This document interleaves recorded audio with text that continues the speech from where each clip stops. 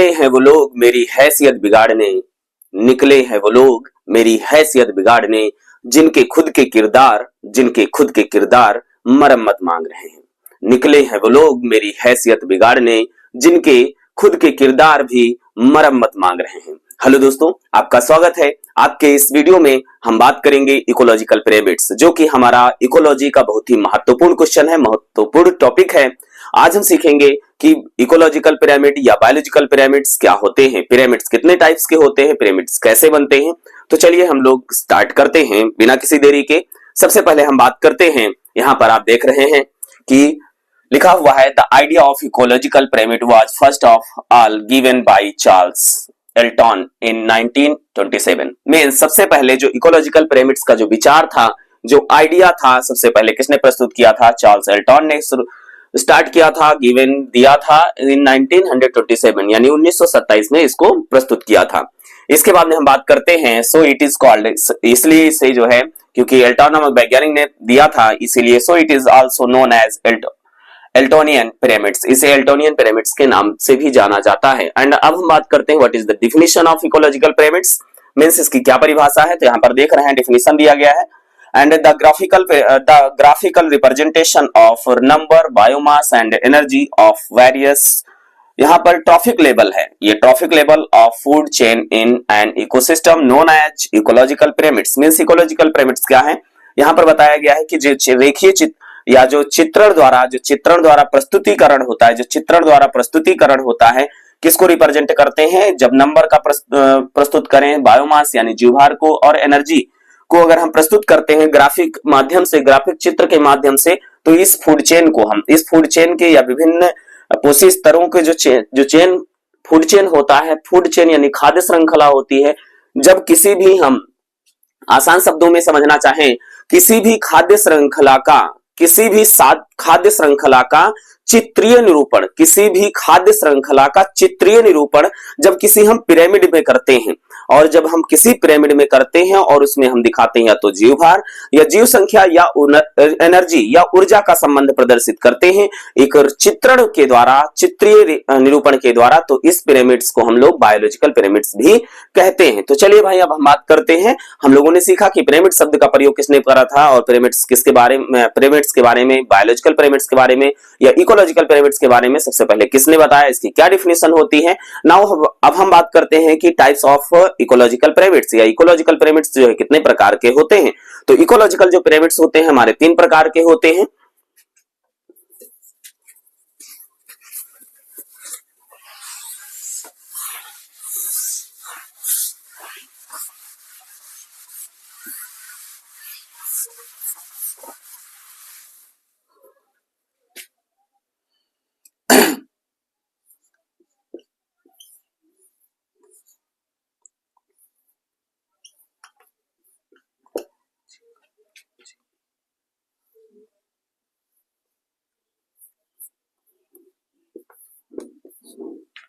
Ecological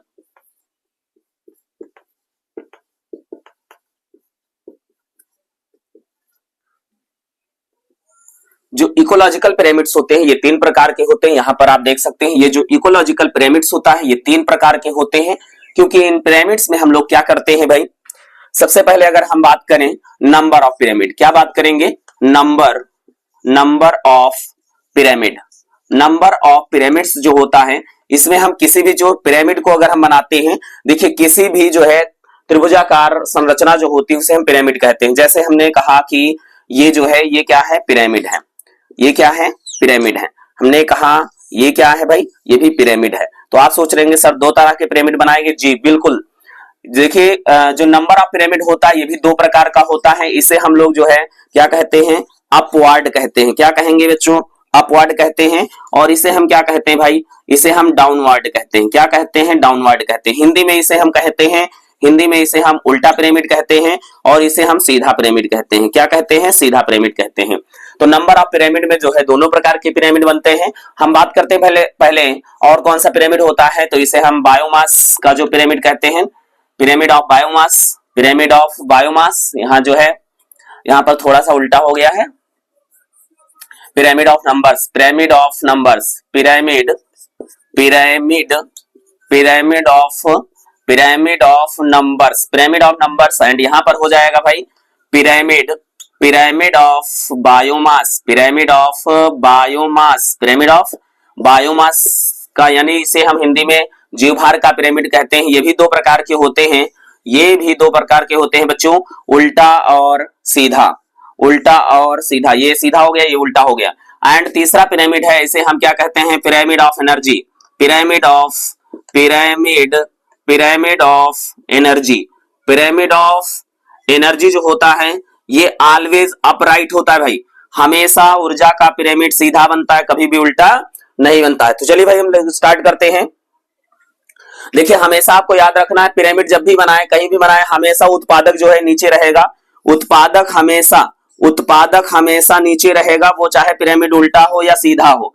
तो ये pyramid, ये क्या हो जाएंगे भाई, उत्पादक हो जाएंगे। क्या हो जाएंगे, उत्पादक से ही स्टार्ट करेंगे, अन्यथा पिरामिड उल्टा हो जाए, गलत हो जाएगा। ठीक भाई, तो चलिए हम सीधे पिरामिड में बात करते हैं और हमें ध्यान देना है नंबर का। तो सबसे पहले अगर हम घास की बात करें, यहाँ पर घास की बात करें तो सबसे ज्यादा घास होगी। ठीक है, सबसे ज्यादा घास होगी, उत्पादक होगी। घास को खाने के लिए क्या होंगे भाई, टिड्डी होंगी। क्या होंगी बच्चों, टिड्डी होंगी। ठीक है, चूहा होगा। ठीक है, लेकिन यहाँ पे हमने कहा है फूड चेन को हम लोग ट्रॉफिक लेवल, फूड चेन को ही दिखाना है। तो हम एक फूड, अगर हम बहुत सारे जीवधारी दिखाएंगे तो फूड वेब बन जाएगा। फूड चेन, किसी भी फूड चेन को ग्राफिकल रिप्रेजेंटेशन को हम लोग क्या कहते हैं भाई, क्या कहेंगे, इकोलॉजिकल पिरामिड्स कहेंगे। तो इस घास को क्या खाएगा, टिड्डी खाएगी। और टिड्डी को कौन खाएगा भाई, टिड्डी को खाएगा मेढक। और मेढक को कौन खाएगा, सांप खाएगा भाई। सांप को अगर और कुछ खाना चाहे तो बाज खाएगा भाई। तो इस प्रकार से देखेंगे ये पिरामिड सीधा बन रहा है भाई, पिरामिड सीधा बन रहा है। जैसे जैसे इनकी संख्या घटती जा रही है वैसे वैसे पिरामिड सकरा होता जा रहा है, क्योंकि on the basis of number, this pyramid based on the numbers. ठीक है भाई, एंड यहाँ पर हम बात करेंगे कि नंबर कम होना चाहिए लेकिन उत्पादक होना चाहिए। तो हम कब बात करेंगे, एक बड़ा सा वृक्ष, ये क्या हो गया, उत्पादक हो गया भाई। पेड़ उत्पादक हो गया। और पेड़ पे रहने वाले जो चिड़िया होंगे, पक्षी होंगे, पक्षियों की संख्या अकॉर्डिंग टू नंबर ज्यादा हो रहे हैं तो चूंकि बढ़ रहा है, साइज बढ़ रहा है तो नंबर बढ़ने चाहिए, पक्षी बढ़ जाएंगे संख्या। इनको हम लोग क्या कहेंगे, प्राथमिक उपभोक्ता कहेंगे भाई। क्या कहेंगे, प्राथमिक उपभोक्ता कहेंगे बच्चों।